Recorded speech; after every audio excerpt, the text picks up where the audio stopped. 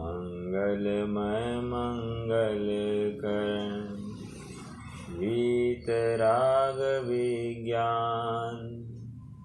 नमो ताहि जातः भय अरहंतादि महान।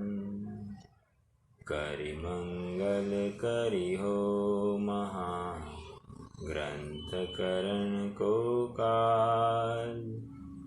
जात मिल समाज सब पावे निज पद राय। इस भव के सब दुख निके कारण मिथ्या भाव। तिनकी सत्ता नाश करी प्रगट मोक्ष उपाय।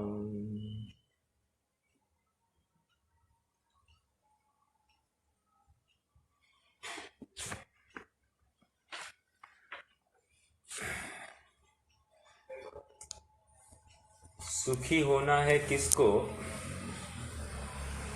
और उपचार चल रहा है किस पर, और उपचार किस प्रकार का हो रहा है, क्यों हो रहा है, इसका निर्णय हुए बिना सचमुच जो कोई उद्यम किया जाएगा वो कार्यकारी नहीं होगा। और इसलिए यहाँ पर पंडित साहब कह रहे हैं कि सर्वप्रथम जीव को सुखी होने के लिए प्रयोजनभूत और अप्रयोजनभूत तत्वों का ज्ञान होना जरूरी है।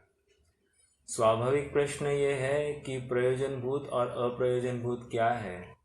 तो पंडित साहब कहते हैं कि जिन तत्वों को जानकर और मानकर जीव का भला होगा अर्थात जीव सुखी होता है, उन तत्वों को, उन पदार्थों को प्रयोजनभूत कहते हैं। जिनको कहकर ये ऑल दोज आइटम्स वो मेरे लिए प्रयोजनभूत हो जाएंगे। और जिनको जानकर मानकर, यथार्थ रूप में जानकर मानकर मुझे सुख होता है तो वो प्रयोजनभूत, और जिनको अयथार्थ जानता मानता हूँ उसको लेकर मैं दुखी होता हूँ, तो ये ऐसे सब पदार्थ अप्रयोजनभूत है। निष्कर्ष इतना है कि यह शरीर किसी अपेक्षा से प्रयोजनभूत है और किसी अपेक्षा से अप्रयोजनभूत है। कैसे? यदि इस शरीर को अपनत्व सहित मानता हूँ तो यह अप्रयोजनभूत में चला जाएगा, अर्थात मैं दुखी होऊंगा और इसलिए अप्रयोजनभूत। और यही शरीर को जानते हुए और मानते हुए ये पर है, पुद्गल से बनी वस्तु है, इससे मेरा सुख दुख नहीं है, इसका परिणमन इसके अधीन, मेरा परिणमन मेरे अधीन, ऐसे दृढ़ प्रतीति और दृढ़ निश्चय पूर्वक जो श्रद्धान करता है वह निश्चित रूप से सुखी हो सकता है। अर्थात एक ही पदार्थ है, कैसा जाना माना उस हिसाब से प्रयोजनभूत अप्रयोजनभूत का भेद होता है। कल पंडित साहब ने एक बात कही कि सर्वप्रथम इस जीव को सुखी होने के लिए आपा पर का भेद ज्ञान चाहिए। व्हाट इज आपा और व्हाट इज पर?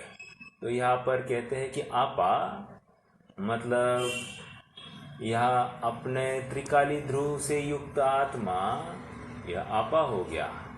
और इस आत्मा को छोड़कर अन्य सभी बातें जो है ये पर के खाते में चली जाती है। जब तक ये निर्णय नहीं होता है आपा और पर क्या है, तब तक बहुत तकलीफ है, क्योंकि लोक में आपा का पेटा तो बहुत बड़ा है। किसी को पूछा जाए कि क्यों भाई कहाँ जा रहे हो, तो वो कहता है मैं शादी में जा रहा हूँ। क्यों शादी में? और तुम? तो कह रहे हाँ अपने की ही शादी है। अपने की शादी मतलब वो मेरे थोड़े से नज़दीक वाले रिश्तेदार जो है भतीजा है आदि XYZ, इनकी शादी में जा रहा हूँ। तो कह रहे हैं कि ये जो आपा है लोक की व्याप्ति बहुत दूर दूर तक होती है, अर्थात मैं मेरे रिलेटिव के, मेरे सगे के रिलेटिव के शादी में जाऊं और कह सकते हैं कि ये आपा है। ओके, लेकिन मोक्ष मार्ग में कह रहे हैं कि आपा में नॉन रिलेटिविटी है। अगर चरणान योग को पूछे तो चरणान योग आपा का दायरा मात्र अपने शादी के लिए अपने बच्चों तक सीमित करता है, लेकिन अध्यात्म से पूछे तो अध्यात्म आपा का दायरा मात्र अपने आत्मा तक सीमित रखता है, इस शरीर के साथ में भी कोई वास्ता नहीं रखता है। ओके, और इसलिए जिसको सुखी होना है, इसको अध्यात्म के स्तर पर आपा कौन है और पर कौन है, इतना विभाजन तो सर्वप्रथम करना ही चाहिए, क्योंकि उपचार करना है, और उपचार अगर गलत जगह पर कर बैठे तो निश्चित रूप से यह दुख को प्राप्त हो जाएगा। लोक में तो यहां तक बात आती है, अयम वेत्ति अयम निज परो वेत्ति गणना लघु चेतसाम उदार चरितानाम तु वसुधैव कुटुंबकम। वहां तो कहते कि वसुधा ही तुम्हारा कुटुंब है, अपने है, वह प्रयोजन अलग है, लेकिन यहाँ पर वसुधा नहीं, यहाँ तो मात्र अपना शुद्धात्मा, इतना ही मैं और आपा है। ओके, चलिए थोड़ा सा आगे बढ़ना है। हम उस पैराग्राफ को भी स्टार्टिंग से पढ़ते हैं तो जुड़ सकते हैं। प्रथम तो दुख दूर करने में आपा पर का ज्ञान आवश्यक होता है। यदि आपा पर का ज्ञान नहीं हो तो अपने को पहचाने बिना अपना दुख कैसे दूर करें, अथवा आपा पर को एक जानकर अपना दुख दूर करने का अर्थ पर का उपचार करे तो अपना दुख दूर कैसे हो। निष्कर्ष ये है कि मैं तकलीफ है आत्मा में और उपाय चल रहा है शरीर पर, तो कितने उपाय करूं तो मैं सुखी होऊंगा। तो कह रहे आज तक अनादिकाल से ये उपाय शरीर पर ही करते आया है और रिजल्ट इज नेगेटिव। ओके, अर्थात या यूं कहिए आश्रव पॉजिटिव, या दुख से युक्त ये जीव पाया जा रहा है। अथवा अपने से पर भिन्न है, परंतु यह पर में अहंकार ममकार करे तो उससे दुख ही होता है। आपा पर का ज्ञान होने पर ही दुख दूर होता है, तथा आपा पर का ज्ञान जीव अजीव का ज्ञान होने पर ही होता है, क्योंकि आप स्वयं जीव है और शरीरादिक अजीव है। देखो अभी पत्ते ओपन करने लग गए हैं। आपा पर का ज्ञान, तो कह रहे आपा और पर क्या है, कह रहे जीव और अजीव को जानो, तो आपा और पर, ठीक है, इतनी बात यहाँ पर रख रहे हैं। अब इसके साथ साथ और 5 तत्व वे परोसने वाले हैं। क्यों? क्योंकि मात्र जीव और अजीव तक जानेंगे तो वो समझ में नहीं आएगा। हाँ, मैंने ये जीव है या अजीव है जान लिया, लेकिन ये स्वजीव में अहम करना ये मोक्ष का कारण होगा, या संवर निर्जरा मोक्ष का कारण होगा। और पर में, पर पदार्थ में, जिसको हम जीव भी हो सकते, पर जीव और अजीव, इन सबको अजीव में डालकर उनमें अहम करना ये आश्रव बंध का कारण बन जाता है। ओके, आइए थोड़ा सा पढ़ते हैं। यदि लक्षण आदि द्वारा जीव अजीव की पहचान हो तो अपनी और पर की भिन्नता भासित हो। इंपॉर्टेंट पॉइंट, फिर से, यदि लक्षण आदि द्वारा जीव अजीव की पहचान हो तो तो अपनी और पर की भिन्नता भासित हो। मेरा एक प्रश्न है, जीव का लक्षण क्या है? कोई बता सकता है?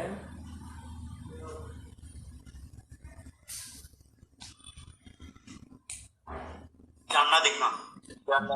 जानना देखना। ओके, जानना देखना कहकर हम उपयोग को यहाँ पर खड़ा कर रहे हैं, और उपयोग इज नथिंग बट ज्ञान। तो क्या आप ये कहना चाहते हैं कि जीव का लक्षण ज्ञान है? चेतना चेतना लक्षण, ठीक है, हो सकता है। हाँ। तो यहाँ पर थोड़ा सा एक विशेष रूप से समझना कि इट्स नॉट ज्ञान द लक्षण। ज्ञान ये लक्षण नहीं है, परिणमता ज्ञान ये लक्षण है। ज्ञान गुण लक्षण नहीं होता है, परिणमता ज्ञान ये लक्षण कहा जाता है। व्हाट इज परिणमता ज्ञान? परिणमता ज्ञान मतलब पर्याय। क्या कहा? पर्याय। गुण व्यक्त नहीं है, गुण की अवस्था व्यक्त है, और उस अवस्था से हम वस्तु को जान पा रहे हैं। समझ में आ रहा है? वो पर्याय कोई उपयोग बोला है ना, उपयोग ना, पर्याय जो है ना उसी को ही उपयोग बोला है ना। हाँ, उपयोग इज नथिंग बट परिणमता ज्ञान, और परिणमता ज्ञान इज नथिंग बट पर्याय। ओके, और इसलिए पर्याय होती है व्यक्त, और गुण और द्रव्य होते हैं अव्यक्त। इसलिए हमको कहा जाए कि तुम आत्मा जीव को ध्या नहीं सकता। कोई कहे अनंत गुणों को ध्या नहीं सकता। कोई कहे कि तुम अमूर्तिक आत्मा को नहीं ध्या सकता। लेकिन वो ज्ञान लक्षण जो प्रकट है, जो जानता देखता है, उस वर्तमान जानना देखना जहां से उपजा है, जहां से प्रकट हुआ है, वो स्तोत्र का ज्ञान, ये वर्तमान पर्याय हमको उसकी अभिव्यक्ति कराती है। इसीलिए परिणमता ज्ञान ये लक्षण है। एक उदाहरण दूंगा। जैसे कोई सूर्यवंशी है, सूर्यवंशी मतलब जिसकी नींद सूरज उगने के बाद में उगती है, मतलब वो खुलती है, सॉरी। तो कहता है कि वो कैसे जानता है कि सूरज उग आया है? क्योंकि सूरज तो प्रत्यक्ष देखा नहीं है, फिर भी वो कैसे जानता है? तो बस एक सूरज की किरण उसकी खिड़की के माध्यम से वो किरण को देख ले तो अपने आप निश्चित कर लेता है कि सूरज उग आया है। अर्थात सूरज की किरण ये व्यक्त वर्तमान ये पर्याय है। द्रव्य तो बहुत दूर है, प्रत्यक्ष देखा ही नहीं है, बस एक पर्याय दिखी, और उस पर्याय को लेकर हमने सूरज का निर्णय किया। हमने मतलब उसने। ओके, तो उसी प्रकार जानन देखन वाली या उपयोग वाली या परिणमती हुई जानन देखन वाली पर्याय यह जीव का लक्षण है, और उसने परिचय कराया है जीव का। ओके, जीव व्यक्त नहीं है। अमूर्तिक आत्मा, असंख्यात प्रदेशी आत्मा या अनंत गुण से युक्त आत्मा व्यक्त नहीं है। अनंत गुण वाले हमको एक गुण भी व्यक्त नहीं है। ये मात्र वो ज्ञान ही एक ऐसा साधन है, यदि उसको हटा दो तो हम अपने आप को जानने में समर्थ नहीं। ज्ञान का महत्व हम यहाँ से समझ पाएंगे। आइए, तो क्या कह रहे हैं? यदि लक्षण आदि द्वारा जीव अजीव की पहचान हो तो अपनी और पर की भिन्नता भासित होती है। निष्कर्ष ये कह रहे हैं कि लक्षण से निर्णय कर रहे हैं। अब साथ साथ हम पुद्गल की भी या अजीव की भी हम परिचय करते हैं, जिसमें स्पर्श रस गंध वर्ण पाया जाता है, जो मूर्तिक है, जो दिखाई देता है, ये सब अजीव है। और ऐसा निर्णय करते हुए जो दिखाई दे रहा है ये मैं नहीं हूं, ऐसा निर्णय जो करता है, अर्थात वो व्यक्त पर्याय लक्षण के माध्यम से जो जानता है, उसमें अपनत्व नहीं करे तो अपने आप वो अजीव से अपना ममत्व भाव, ममकार तोड़ देता है और अपने वस्तु में स्थापित करता है। तो ऐसा जिसने भेद किया वही तो आपा पर का भेद है, और वो लक्षणों के माध्यम से वस्तु की सिद्धि कर सकता है। इसलिए जीव अजीव को जानना एक कह रहे हैं। देखो अब तत्व तक बात आ गई। पहले आपा पर कह दिया, और आपा इज नथिंग बट जीव तत्व, और पर इज नथिंग बट अजीव तत्व, और अब उन्होंने प्रत्यक्ष ही बोल दिया। और वो जीव तत्व को कैसे जाने, प्रश्न खड़ा हो सकता है। तो कहते हैं उनके लक्षण से जाने। और लक्षण कैसा होता है? प्रकट होता है, सुव्यक्त होता है। कोई भी संसारी जीव इस लक्षण से परे नहीं है। लक्षण का अभाव उसमें नहीं पाया जाता, लक्षण विद्यमान होता ही होता है। इसलिए जीव अजीव को जानना, अथवा जीव अजीव का ज्ञान होने पर जिन पदार्थों के अन्यथा श्रद्धा से दुख होता था, उनका यथार्थ ज्ञान होने से दुख दूर होता है। और इसलिए जीव अजीव को जानना। आज तक उपचार करने के नाम पर मैंने पर का ही तो उपचार किया है।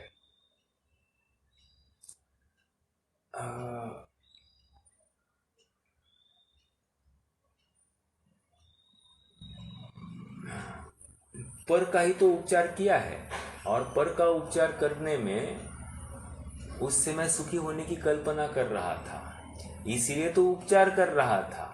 लेकिन आज समझ में आया है कि पर का उपचार यह कोई परफेक्ट उपाय नहीं है। हाँ, कुछ हद तक मेरी आकुलता मिटाने के लिए निमित्त भूत था। आकुलता मिटी नहीं थी, लेकिन निमित्त रूप में वो वहाँ पर सामने खड़ा था, और मैं भ्रम पालता था कि जब भी मैं पर का उपचार करता हूँ तो अपने आप मैं स्वयं को व्यवस्थित पाता हूँ। तो इसलिए मैं पर पे ही उपचार करने में संलग्न हुआ। आज भी देखिए, थोड़ी सी व्याधि हो जाए तो सर्वप्रथम हम क्या करेंगे? तत्व ज्ञान करेंगे या पर का उपचार करेंगे? और यहाँ पर वेरी वेरी प्रैक्टिकल कि हम पर का उपाय ही करते हुए देखे जाएंगे। फिर हम कुछ भी विचार नहीं करते हैं, पहले ये ठीक हो जाए फिर मैं करूंगा, पहले ये ठीक हो जाए फिर मैं करूंगा। अब देखो, पहले अभी वर्तमान में क्या कह रहा है? ये रोग दूर हो जाए तो मैं करूंगा। और जैसे ही रोग हट जाता है, अब मेरे पास टाइम नहीं है, विषय कषाय है, भोग है, इनको कौन भोगेगा, कब भोगेगा, मेरे पास समय ही नहीं है। तो वो भूल जाता है कि मुझे करना क्या है। रोग के समय में रोग का अभाव करने के लिए, और जब निरोग अवस्था को प्राप्त होता है तो उस समय में विषय कषाय में प्रवृत्ति के लिए। तो उसके पास at the end of day समय ही नहीं है कि मैं जीव हूँ, ऐसे लक्षण भेद के माध्यम से अपना स्व का निर्णय करे और दृढ़ प्रतीति अपने स्वभाव की करे। इसको विश्वास नहीं है कि मैं अपने स्वरूप को ध्याकर सुखी होऊंगा, और इसीलिए वो पर पदार्थों को छोड़ने के लिए तैयार नहीं है। हमको 1,00,000 2,00,000 रुपया चले गए तो हमको नुकसान दिखाई देता है, लेकिन हमारे 1 करोड़ों की संपत्ति देकर भी एक समय की हमारी इस मनुष्य भव की पर्याय हमको मिलती नहीं है। ऐसा हमको व्यय होने वाली पर्याय को देखकर किंचित भी भासित नहीं होता है। निष्कर्ष ये है कि हमारे अंतस में महिमा परद्रव्य की है और इसीलिए हम दिन रात उसके ही उपाय करते हुए दिखाई दे रहे हैं। बहुत सरल बात है, लेकिन समझ सुनी भी अनेक बार है, समझी भी है, लेकिन भाव भाषण नहीं किया है कि ऐसा ही है या अन्य प्रकार से, विचार ही नहीं किया है। ऐसा कहने के लिए कह देता है, लेकिन हंसी मजाक में उड़ा देता है। और जब तक गंभीरता से ये विचार नहीं करे, दृढ़ता से ये विश्वास नहीं आए कि मैं शुद्धात्मा हूँ, मेरा सुख मेरे आश्रित है, पर से मेरा सुख नहीं है और ना ही पर से मेरा दुख है, इसलिए सुखी होना मेरा परम कर्तव्य है और मैं सुखी होकर रहूंगा।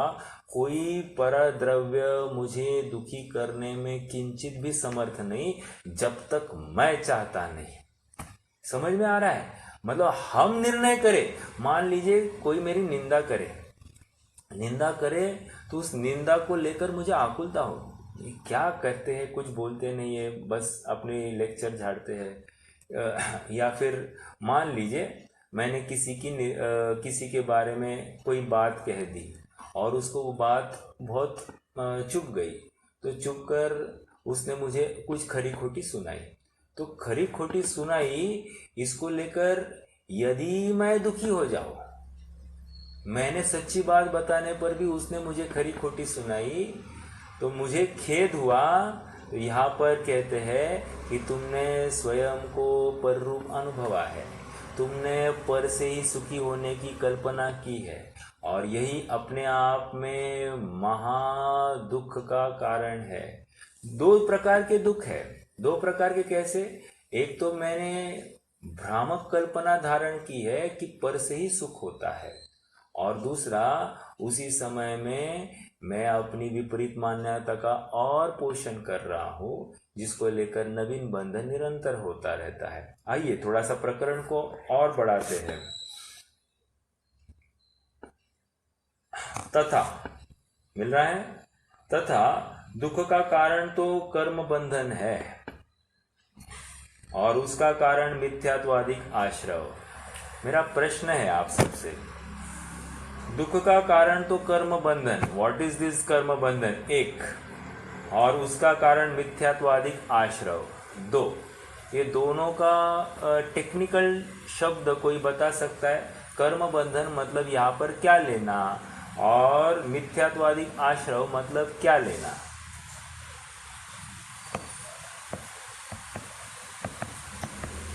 मिथ्यात्वादी आश्रव यानी वो राग द्वेष भाव।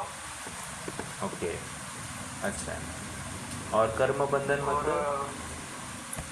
कर्म बंधन यानी द्रव्य, मतलब ज्ञान दर्शन आणि कर्म। करेक्ट करेक्ट करेक्ट करेक्ट, द्रव्य। यस, कर्म बंधन मतलब द्रव्य कर्म और मिथ्यात्वादिक आश्रव मतलब भाव आश्रव। देखिए, मतलब दो बातें कह रहे हैं। एक तो द्रव्य कर्म मतलब पर द्रव्य अजीव, ये बंध दुख का कारण, लेकिन उसके पीछे का सूत्रधार मेरा भाव है, मेरे विकारी परिणाम है।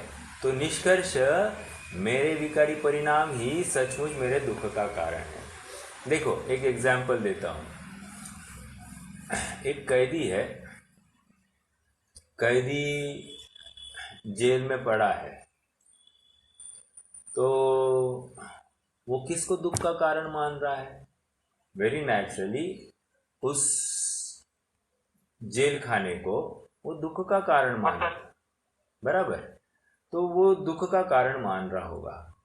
अब थोड़ा सा वो विवेकी हो तो विचार करे, मैं यहाँ पर क्यों आया हूं, मैं जेल में आया क्यों, मैं ही क्यों आया, अन्य क्यों नहीं आए?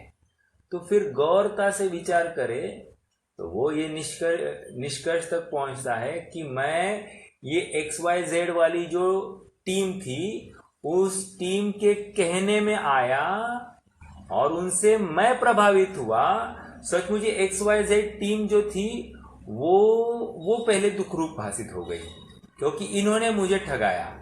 लेकिन थोड़ा सा और गौरता से विचार करें तो कह रहे उन्होंने ठगाया, लेकिन मैं ठग क्यों गया, मैं उनकी बातों में क्यों आया, अर्थात मैं ही झुक गया, इसीलिए तो मैं उनके अनुसार प्रवृत्ति कर गया। और जैसे ही प्रवृत्ति कर गया तो उसको लेकर मैं आज ये फल यहाँ पर खड़ा हूँ। निष्कर्ष, मैं यहाँ पर आया हूँ तो मेरी ही कमजोरी से आया हूँ, क्योंकि मैं उन सब से प्रभावित हो गया।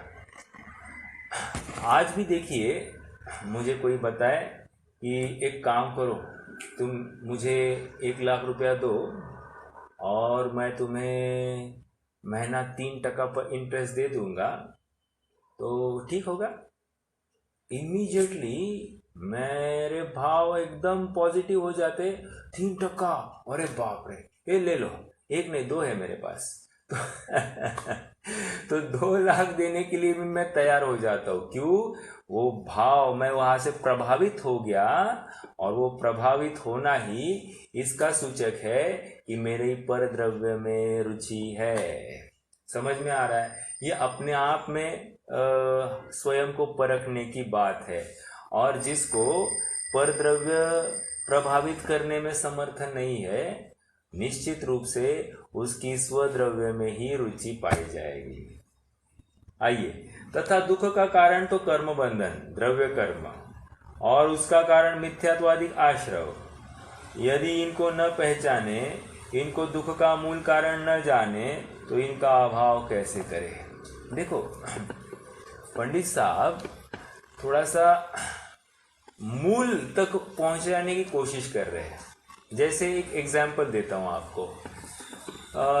कोई कैदी है, कैदी जेल से भाग गया। तो जेल से भाग गया है तो जेलर भागते भागते आता है, वो थानेदार को कहता है, सर जी, वो कैदी नंबर सो एंड सो भाग गया है। भाग गया है, पता है। थानेदार क्या कह रहा है? पता है तो कुछ करो, मैं रिपोर्ट लिख रहा हूं। अरे उसको पकड़ना जरूरी, रिपोर्ट बाद में लिखी जा सकती है। तो कहते हैं कि हम उस कैदी के माध्यम से आज तक उसको इतना संभाला कि वो हमको नाम उगले कि उसको किसने प्रभावित किया है, लेकिन वो नाम ही नहीं बता रहा था ना। इसलिए अब किया क्या है, हमने ही जानबूझ के उसको खुला छोड़ा है। और अब वो करेगा क्या? वो यही करेगा कि जो उसका सपोर्टर्स है या जिनकी वजह से ये उकसाया गया है, बराबर उनके संपर्क में आएगा और वो वहीं पर पहुंचेगा। जैसे ही वो वहां पर पहुंचेगा, हमको मूल सूत्रधार का पता चल जाएगा।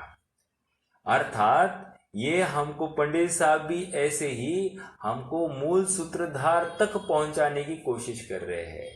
ऊपर पकड़ के ये परद्रव्य दुख का कारण है ऐसा कहकर मात्र परद्रव्य नहीं, परद्रव्य से जो प्रभावित हुआ है ऐसा विकारी परिणाम सचमुच दुख का कारण है, ये कहकर हमको हमारे विकारी उपयोग तक ले जाना चाहते हैं और कहते हैं कि ये विकारी उपयोग सचमुच दुख का कारण है, ये दूसरा कोई नहीं। ठीक है? यदि इनको न पहचाने, इनके दुख का मूल कारण न जाने, तो इनका अभाव कैसे करे? और इनका अभाव नहीं करे तो कर्म बंधन कैसे नहीं हो? इसलिए दुख ही होता है, अथवा मिथ्यात्वादिक भाव है सो दुखमय है। यदि इन्हें जो का त्यों नहीं जाने तो उनका अभाव नहीं करे, तब दुखी ही रहे। इसलिए आश्रव को जानना। पहले क्या बात कही थी? जीव अजीव को जानना। लेकिन जीव अजीव को जानकर भी इसको फाइनलाइज नहीं कर पा रहा था। मैंने जीव को भी जाना, अजीव को जाना, लेकिन ऐसा होते हुए भी मेरे दुख का कारण कौन है? तो वो आश्रव है। तो आश्रव को भी जानना जरूरी है। ओके, देखो अब ये पंडित साहब आश्रव, बंध, संवर, निर्जरा, मोक्ष, इन सब की बात रखेंगे। क्यों? जिनको जानने से मेरा प्रयोजनभूत और अप्रयोजनभूत की चर्चा चल रही है ना, तो जिनको जानने से मैं सुखी होऊंगा वे प्रयोजनभूत का भी निरूपण करेंगे, और जिनको जानने से मैं दुखी हुआ हूँ वे अप्रयोजनभूत की भी बात करेंगे ही करेंगे। ठीक है, आइए देखते हैं।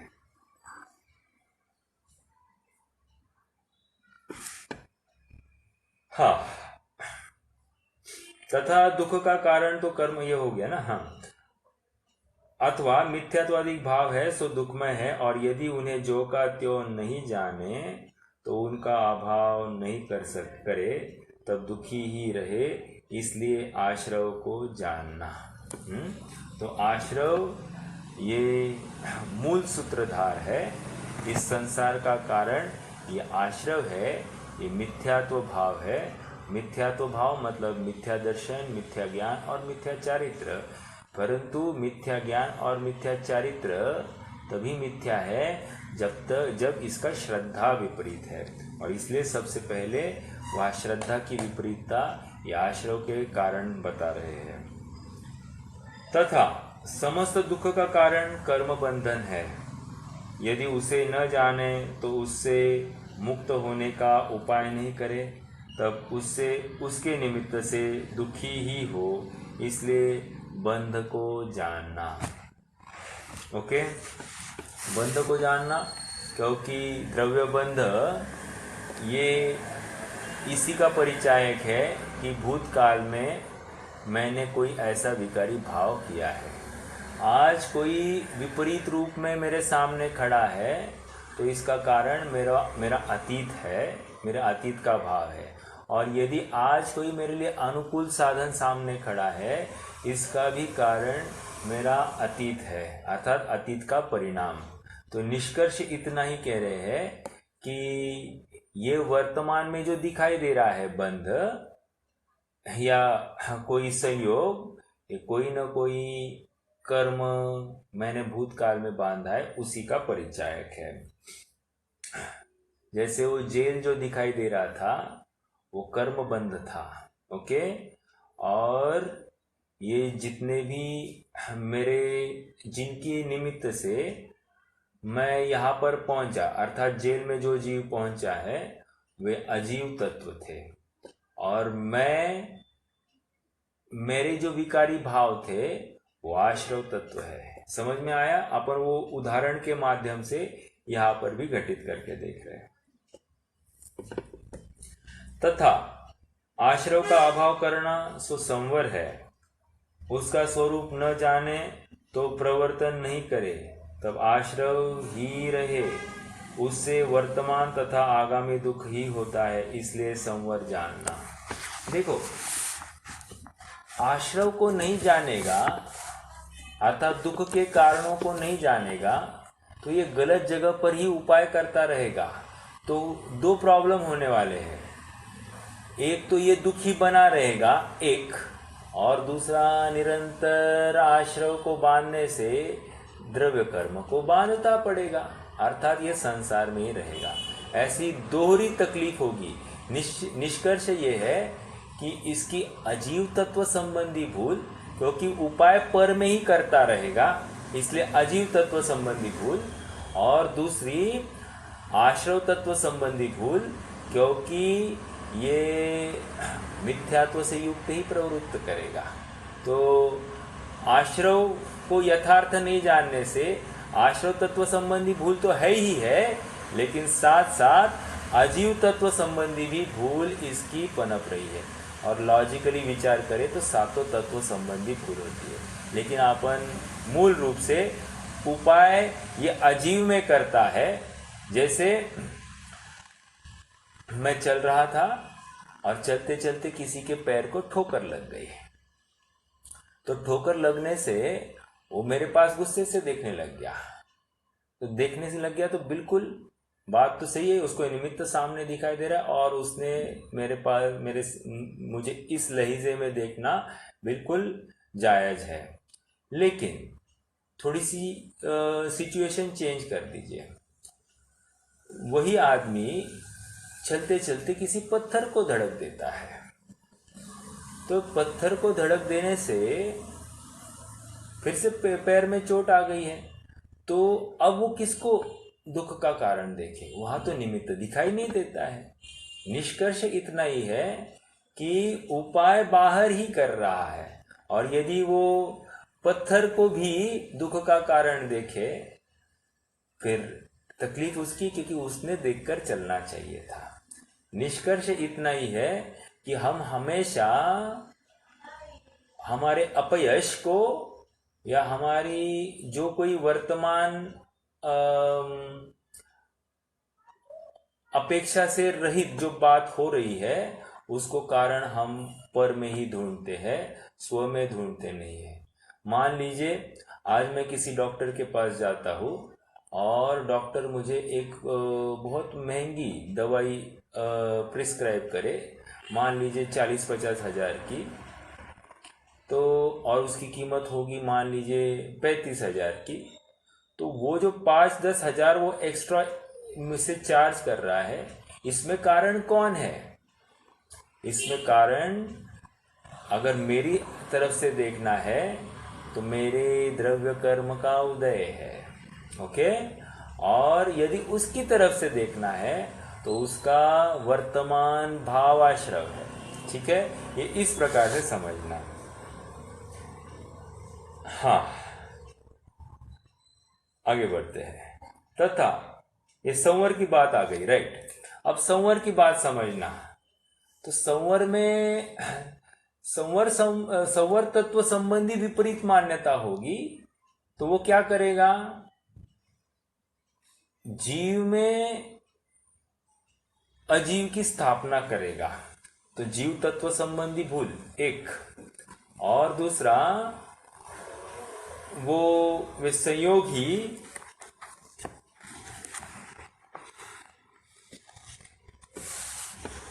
और दूसरा संवर तत्व संबंधी भूल उसकी पाई जाएगी। यदि संवर पर द्रव्य से सुखी होने की कल्पना कर रहा है, तो ये देखो, पहले बात की हमने पर द्रव्य से दुखी होने की, तो उसको हमने आश्रव तत्व संबंधी भूल और अजीव तत्व संबंधी भूल लिया। लेकिन अब हम कह रहे हैं कि पर द्रव्य से सुखी होने की कल्पना, इसको हम संवर तत्व संबंधी भूल और जीव तत्व संबंधी भूल। कैसे? थोड़ा सा विचार कीजिए। जैसे मैं विचार करता हूँ कि उपवास करने से कर्म बंध का, कर्मों का खिरना होता है, तो लॉजिकली दिस इज निर्जरा तत्व। लेकिन फिर भी अपन मान ले कि संवर तत्व की बात चल रही है, तो मैंने उपाय किया पर से और उसमें से सुखी होने की कल्पना की। एक कल्पना हो गई ना कि कर्म का अभाव होना तो सुख का कारण होगा। तो ये जो बात हो गई, ये संवर तत्व संबंधी भूल। और इसमें मैंने जीव पर कोई उपाय न करते हुए जो कोई प्रयास किया वो अजीव में किया, तो मैंने जीव की बाउंड्री को लांघते हुए अजीव में भी जीवत्व की स्थापना की, और इसको लेकर मेरी जीव तत्व संबंधी भूल हो गई, क्योंकि मैंने जितना जीव है उतना न जानते हुए कुछ एक्स्ट्रा भी जीव है ऐसी अति व्याप्ति कर दी, और वो अति व्याप्ति ही मेरे दुख का कारण है। जीव तत्व को यथार्थ नहीं जाना। आइए आगे बढ़ते हैं। अब बहुत ही मार्मिक बात आने वाली है। वैसे बढ़ने से पहले एक प्रश्न पूछूं, निर्जरा किसे कहते हैं? हमने निर्जरा को क्या समझ, डेफिनेशन क्या पढ़ रखी है, कोई बता सकता है? कर्मों का क्षय होना। कर्मों का क्षय। हाँ, देखो, कर्मों का क्षय होना ये तो मोक्ष है, ठीक है। निर्जरा कर्मों का एक देश खिरना। फिर से ये एक जनरल परिभाषा हमने पढ़ रखी है। कर्मों का एक देश खिरना सो निर्जरा, और पूर्ण कर्मों का पूर्ण क्षय होना या खिर जाना सो मोक्ष। ये इस प्रकार की परिभाषा हमने पढ़ी है। लेकिन अब आप थोड़ा सा नोट करना कि पंडित साहब थोड़ी सी कुछ विशेष बात कहेंगे। मैं जानना चाहूँगा कि आपको इसमें कुछ विशेष भाषित हुआ या नहीं, तो इसमें से हम उनकी मौलिकता का विचार करेंगे। हाँ बोलिए।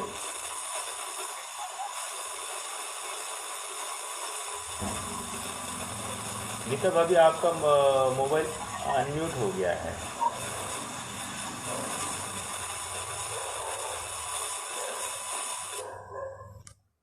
देखिए, परिभाषा पढ़ते हैं पहले और उसके बाद में अपन थोड़ी चर्चा करेंगे। तथा कथनचित किंचित कर्म बंधन का अभाव करना उसका नाम निर्जरा है। फिर से, तथा कथनचित किंचित कर्म बंधन का अभाव करना उसका नाम निर्जरा है। कोई बता सकता है आपको इसमें कुछ अलग महसूस हुआ या नहीं हुआ?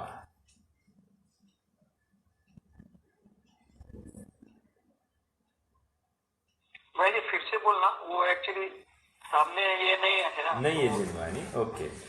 तथा कथनचित किंचित कर्म बंधन का अभाव करना उसका नाम निर्जरा है। वैसे मैं शेयर कर सकता हूँ, अपने पास में है मेरे ख्याल से। लेट मी, एक मिनट।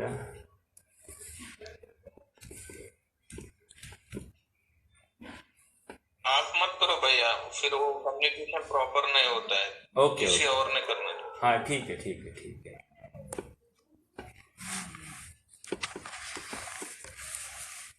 भाई जी यहाँ पे कथनचित ये जो वर्ड आया है, वो चौथे गुणस्थान पांचवें गुणस्थान उनसे जो कर्मों के वो ऐसा है क्या? कथनचित या फिर नहीं, उसको आप थोड़ा सा ओपन कीजिए। हालांकि वो चौथा गुणस्थान पांचवा गुणस्थान उससे रिलेटेड है बराबर है, लेकिन क्या रिलेशन है वो तो बताइए। कोई और भी बात रख सकता है, गलत होंगे और क्या है इसमें?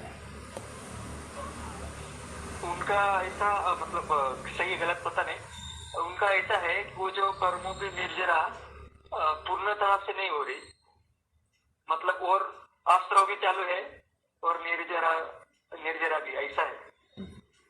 वो तो एक देश में आया ना फिर भैया।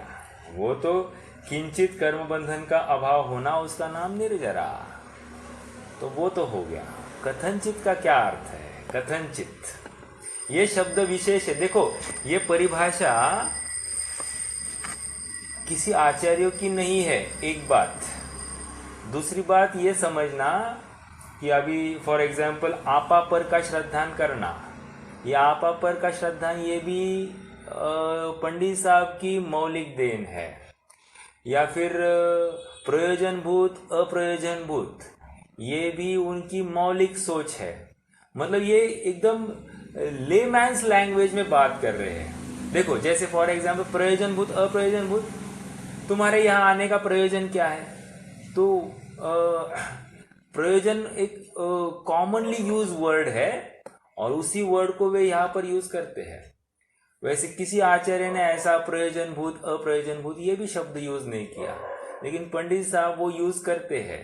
तो कहीं ना कहीं इसमें विशेष सामर्थ्य लगता है और बुद्धि कौशल लगता है कि इस बात को पुट अप किया जाए, और आप सबको इसमें उनकी पुरुषार्थ के ऊपर आपको गौर करना चाहिए कि किस प्रकार उन्होंने इतनी सरलता से बात को रखा कि हमको उसमें कुछ ऐसा विशेष ही भाषित नहीं हुआ।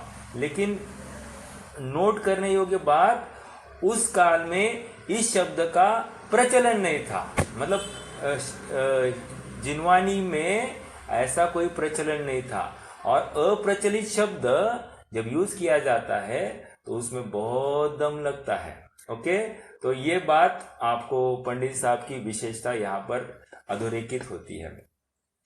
कथनचित की बात करनी है हमको। देखिए, कथनचित मतलब जैसे मान लीजिए चौथा गुणस्थान है, पांचवा गुणस्थान है, तो होता क्या है कि 41 प्रकृतियों का निरोध होता है, राइट।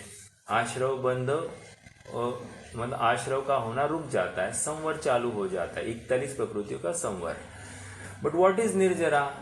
तो निर्जरा कहते हैं अभी यहाँ पर जीव को मान लीजिए एक कषाय चौकड़ी का अभाव है, चौथे गुणस्थानवर्ती की बात कर रहे हैं, और दर्शन मोह का अभाव है।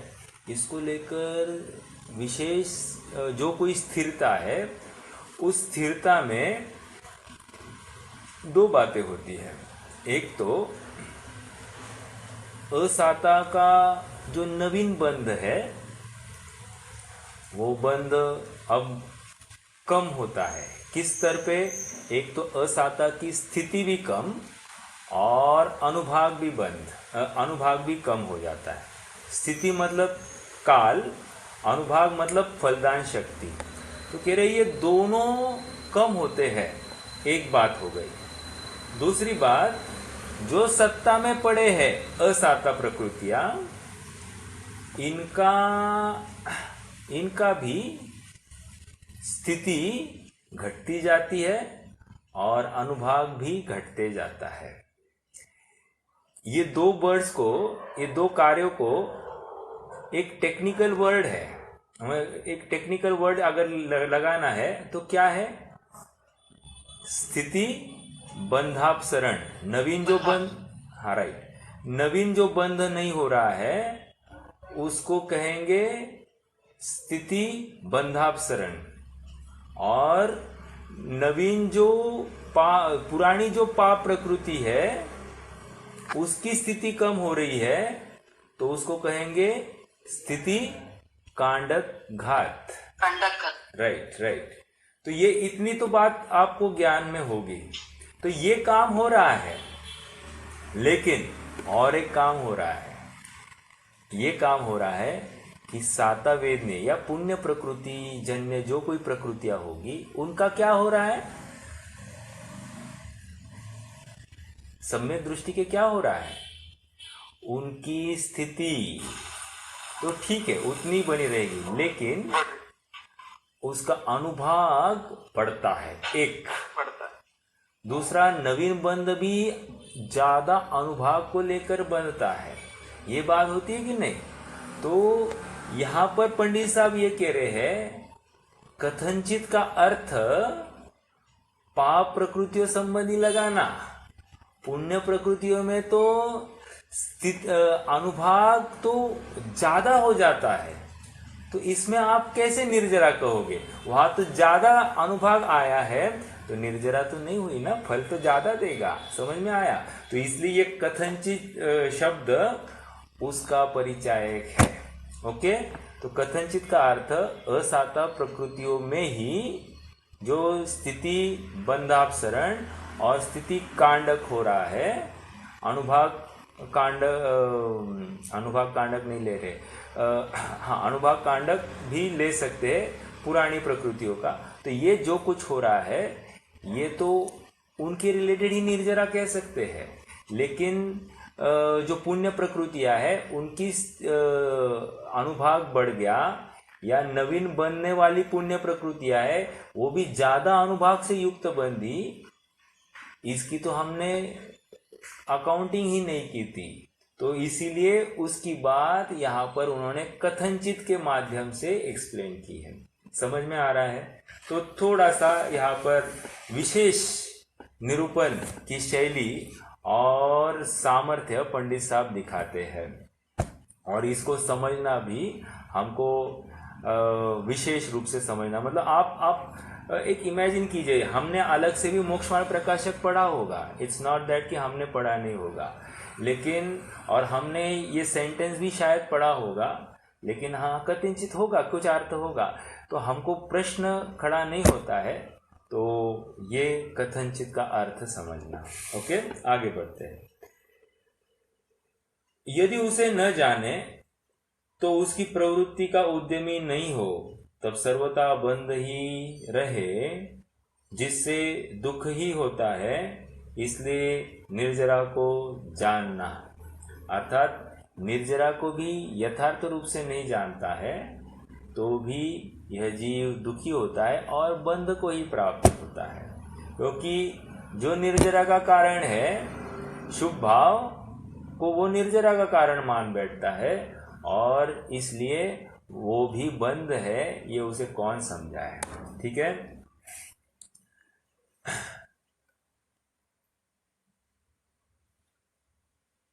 आइए आगे लास्ट। तथा सर्वथा सर्व आ रही है वहां पर कथनचित किंचित। अब यहां पर देखिए तथा सर्वथा सर्व, ओके, कथन किंचित को लेकर हम कह रहे हैं कि निर्जरा में एक देश निवृत्ति, एक देश त्याग हो गया तो निर्जरा, और यहां पर सर्व कर्मों का त्याग हो गया या अभाव हो गया सो मोक्ष। ओके, ये द्रव्य मोक्ष की बात कर रहे हैं, राइट। किंचित कर्म बंध का अभाव, वो द्रव्य निर्जरा की बात कर रहे हैं, और कथनचित की अपेक्षा वहां पर वो जो साता वाली जो है उनकी बात रखी। अब सर्वथा कहकर, सर्वथा ये कालवाची है और सॉरी द्रव्यवाची है, और ये बिल्कुल एक मिनट, कौन सा, और सर्व द्रव्यवाची, राइट।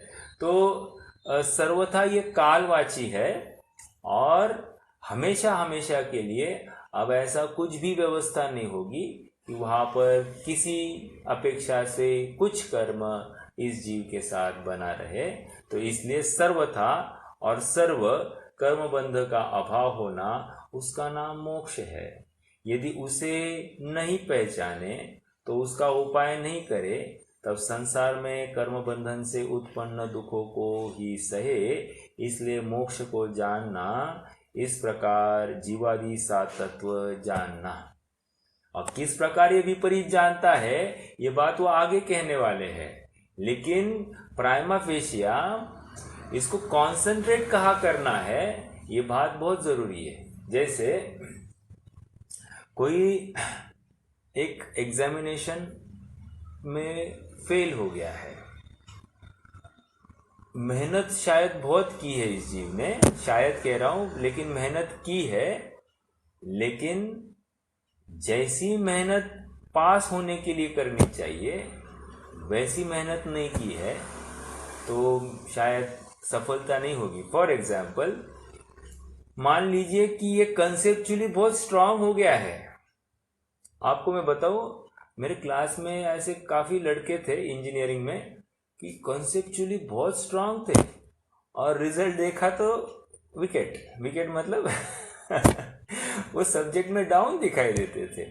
और उससे विपरीत ऐसे कोई बच्चे थे जिनका कंसेप्ट ही नहीं थे लेकिन वो पास हो जाते थे। कारण क्या होगा? कारण इतना ही है कि आपको कंसेप्ट आने से फर्क में काम नहीं होता, आपको स्वयं को प्रेजेंट करना है। उन 3 घंटों में आपको इस प्रकार से प्रेजेंट करना है कि आप पास हो जाओगे। और यदि आप वो करने में असफल है तो कंसेप्ट मात्र समझ के लाभ नहीं होता है, उसका एप्लीकेशन भी आपको करते आना चाहिए। ठीक है, तो जो इस बात के ऊपर फोकस करता है तो वो अपने आप अपनी गलती को दूर करता है, और गलती को दूर करेगा तो अपने आप उसको यथार्थ रिजल्ट मिलता ही मिलता है। ये लौकिक उदाहरण दिया। वैसे यहाँ पर कह रहे हैं कि जीव संसार में क्यों है, तो कह रहे संसार में जिसकी वजह से है, ये 7 तत्वों को नहीं जाना है, या 7 तत्वों को जाना तो उनके स्वरूप को नहीं जाना है, और स्वरूप को जानने के बावजूद भी उनका भाव वासन यथार्थ रूप से किया नहीं है, इसकी वजह से यह संसार में है। जिस दिन वो 7 तत्वों को यथार्थ रूप से उनका भाव वासन करते हुए आगे बढ़ेगा तो निश्चित रूप से वो सुखी होगा ही होगा। क्योंकि सुखी होना यह जीव का आद्य कर्तव्य है, उसका हक है, और इसलिए उससे यह हक कोई भी जगत की वस्तु छीनने में समर्थ नहीं है। जब तक ये जीव स्वयं न चाहे कि मैं सुखी हो, तब तक उसे कोई भी सुखी करने में समर्थ नहीं। मात्र इतना चाहने से काम नहीं होता है, चाहकर भी उसको प्रोसीजर चाहिए ही चाहिए। जैसे मैं चाहता हूँ कि मैं बहुत सारा धन कमाऊं, इतनी चाहने से काम होता नहीं। धन कमाने के लिए कौन सा व्यापार करना है, एक बात। दूसरी बात, कहाँ व्यापार करना है। तीसरी बात, मार्केट क्या होगा और किस प्रकार से मुझे व्यापार करना है। उसमें जो कुछ इंट्रिकेसीज है, उसमें कुछ उसके कोई छक्के पंजे होते हैं, ये सब जाने बिना मैं व्यापार नहीं कर पाऊंगा या धन नहीं कमा पाऊंगा। तो बात इतनी है, यहाँ पर भी 7 तत्वों को जानना और 7 तत्वों के माध्यम से उनके यथार्थ भाव भाषण पूर्वक हमको निर्णय करना है कि हम किस प्रकार से अपने स्वरूप को ध्यान सकते हैं। ओके, ये 7 तत्व की बात पंडित साहब ने रखी है। अब थोड़ा सा प्रकरण और आगे बढ़ेगा, हम क्रमशः इसको बढ़ाएंगे। कोई प्रश्न है तो कर सकते हैं, नहीं तो आज के लिए हम रुक जाते हैं। भैया जी, वो एक चैप्टर आया था उपयोग का, मतलब जीव का जो लक्ष्य नहीं उपयोग,